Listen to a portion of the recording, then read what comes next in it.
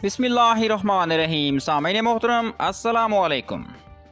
हमारा आज का मौजू है मांझ राजपूत और अलप्याल राजपूत। मांझ राजपूत सूरजवंशी राजपूत हैं जो राजपूतों की एक मशहूर गोत है। एक रवायत के मुताबिक राजा सलवाहन के 84 बेटे थे। उनमें से रायतान अम्बाला के तावनी राजपूतों के आबाओ अजदाद थे और इसके एक बेटे का नाम बेस्याल था जो भट्टी राजपूतों के जद अमजद थे। राणा जंदल जो कि विशाल की 7वीं पुश्त में थे और भटनेर में हुकूमत करते थे। राणा जंदल के बेटे अच्चल ने जैसलमेर शहर की बुनियाद रखी और इसकी औलाद मांझ और भट्टी कबाइल वजूद में आए। इस रवायत के मुताबिक मांझ और भट्टी कबाइल के आबाओ अजदाद एक ही हैं। इनकी कसीर तादाद पाकिस्तान और हिंदुस्तान में मौजूद है। एक और रवायत के मुताबिक राजा जैसल जो कि जैसलमेर का मालिक था, इसके 4 बेटे थे जिनमें एक का नाम हीम था और इसके बेटे का नाम जोंदोराय और जोंदोराय के बेटे का नाम छनपाल था। राजा छनपाल ने अपने बेटे का नाम मांझपाल रखा और इस तरह राजा मांझ की औलाद मांझ राजपूत कहलाई। मांझ कबीला एक अरसा तक दरियाए सतलुज के जनूबी हिस्से पर हुक्मरान रहा, जबकि तलवंडी और रायकोट इनके मरकज़ी इलाका जात में शामिल थे। ये जलंधर के जनूब मगरब, लुधियाना के शुमाल मगरब और फ़िरोज़पुर वगैरह में कसरत से आबाद थे।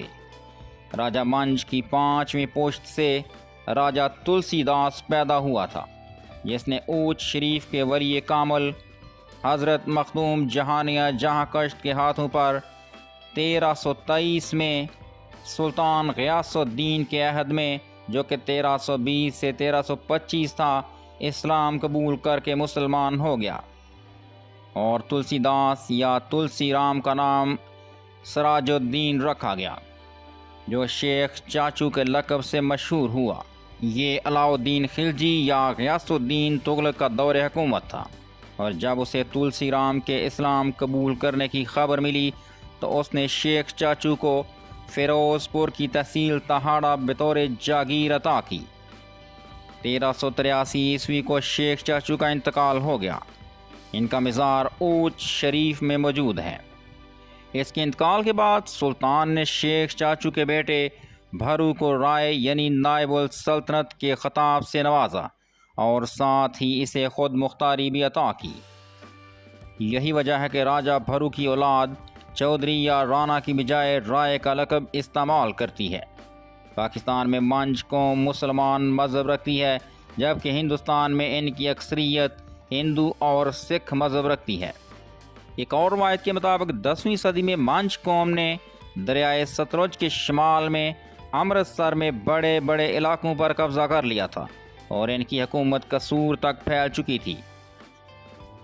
इसके बाद जब सुल्तान मोहम्मद गौरी के हाथों इनको शिकस्त हुई तो ये दरियाए सतलुज से निकलकर ब्यास के पार चले गए। इसके बाद उन्होंने जालंधर, नूर महल और लुधियाना के बहुत से इलाकों पर कब्ज़ा जमा लिया। सामीन मोहतरम, मुगलिया सल्तनत के ज़वाल के बाद मंझ कौम ने एक बार फिर सतलुज के जनूबी हिस्सों पर वसी हुकूमत कायम कर ली, जो 18वीं सदी तक कायम रही। 18वीं सदी में इनको राजा रंजीत सिंह ने शिकस्त दी और इनके इलाकों पर कब्ज़ा कर लिया। सामीन मोहतरम, अगर अलप्याल राजपूत कबीले की बात की जाए तो ये मंझ राजपूतों का एक ज़ैली कबीला है जो फ़तेह जंग में दरियाए सोहान के दोनों किनारों पर आबाद है। इनके जद अमजद का नाम राय बाबू खान था, जो एक मंझ राजा था और शेख सराजदीन की 6ठी पुश्त से था।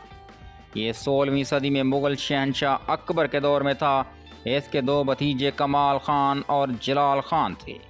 बाबू खान मंझ का अकबर बादशाह से झगड़ा हुआ और इसने अकबर बादशाह के ख़िलाफ़ बगावत का ऐलान कर दिया। मंझ के बहुत से राजू ने इसकी हिमायत की, जिनमें राय जलाल खान भी शामिल थे, लेकिन इनके सगे बेटे राय हसनैन खान इनके ख़िलाफ़ खड़े हुए, लिहाजा इस वजह से इसे अकबर बादशाह से सुलह करना पड़ी। अकबर बादशाह ने मंझ कौम के पास एक वफ़द भेजा और मुआहदे की पेशकश की, जिसमें बहुत से मंझ मुगलों से सुलह का मुआहदा करने के लिए तैयार हो गए। ताहम अलप्यालों के जद अमजद राय जलाल खान ने اس معاہدے کو قبول کرنے سے انکار کر دیا اور لدھیانہ چھوڑنے کا فیصلہ کیا۔ وہ ملتان کے قریب اوچھ شریف میں چلے گئے۔ اسلام قبول کرنے کے بعد منش مخدوم شاہ جہانیہ اور ان کی اولاد کے پیروکار رہے۔ اوچھ شریف میں جلال خان کی ملاقات مخدوم شاہ جہانیہ کے سجادہ نشین سے ہوئی۔ اس نے جلال خان کو پٹھوہار کے علاقے میں جا کر سواں کے کنارے آباد ہونے کا مشورہ دیا۔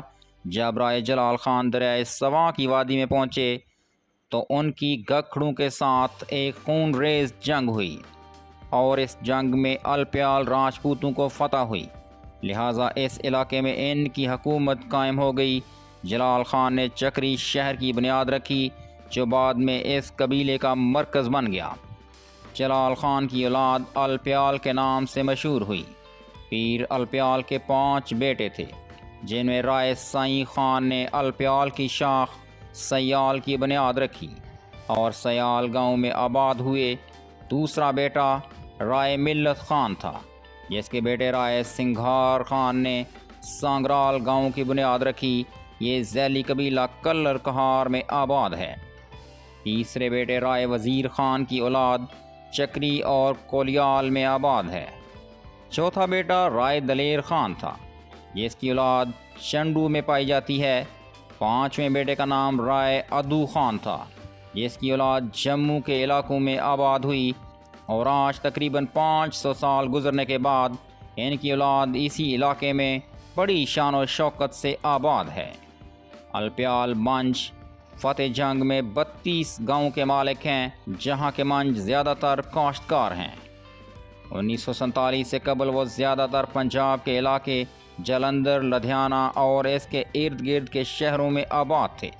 سامعین محترم، ایک اور روایت کے مطابق بانی سیالکوٹ راجہ رسالو کے ایک بیٹے کا نام منج تھا اور اس کی اولاد آگے چل کر منج کہلائی، اور راول پنڈی کے الپیال راجپوت بھی منج کہلاتے ہیں اور راجہ رسالو کی اولاد اور بھٹی راجپوت ہیں۔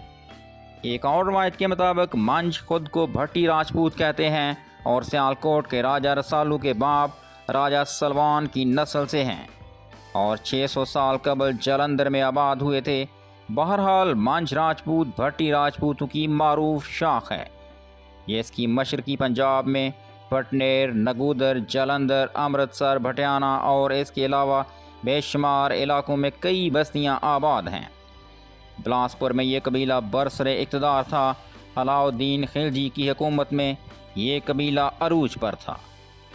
رائے کوٹ اور تلونڈی کے منج ایک وسیع علاقے پر حکمران تھے۔ رنجیت سنگھ کے دور میں سندھا والا سکھوں اور تارا سنگھ گھیبا نے ان سے ان کی جائیدادیں چھین لیں۔ یہ جاگیریں سلاطین مغلیہ نے اس خاندان کو عطا کی تھیں، اور اس سے قبل کوٹ عیسیٰ کے منج راجپوتوں نے سلاطین کے دور میں خاصی اہمیت حاصل کر لی تھی، جبکہ اس قبیلہ میں چودھری فضل حسین مرحوم جو کہ علاقہ کے ذیلدار تھے اور چودھری مراد علی آنرری مجسٹریٹ تھے، ان کی اولادیں آج کل جڑاوالا میں آباد ہیں۔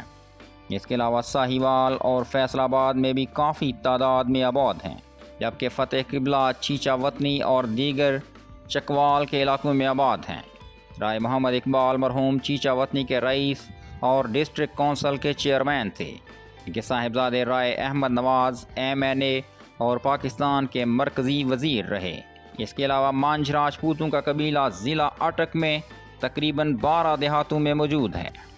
ان کا مرکز چکری ہے اور تقریباً 800 سال قبل اس قبیلہ کے سرکردہ افراد یمان خان اور کمال خان یہاں سے نکل کر تحصیل فتح جنگ میں آباد ہو گئے۔ اس کے علاوہ سرگودا کے نواح میں بھی ان کی آبادیاں موجود ہیں اور یہ لوگ منج الپیال کہلاتے ہیں۔